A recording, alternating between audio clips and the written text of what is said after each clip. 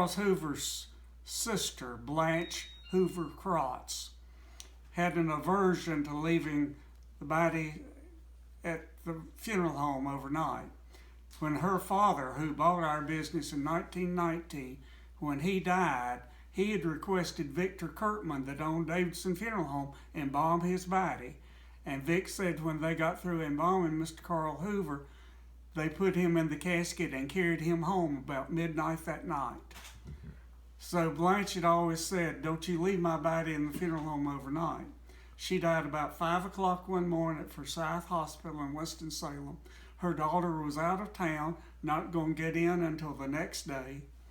And at 10 o'clock that night, I took Dan, who was about 8 years old, and we went to the funeral home and we placed Blanche's body on the stretcher and we carried her to her house. We rolled the stretcher in her living room. We turned the light on, left the light burning, closed the doors, left her on the stretcher overnight.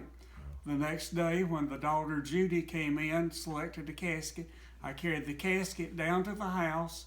I dressed her there. I placed her body in the casket there and left her that night for a family viewing and had the funeral the next day. Wow. I did what she asked me to do. And I always slept good about knowing that Blanche wouldn't haunt me because I left her at the funeral home overnight.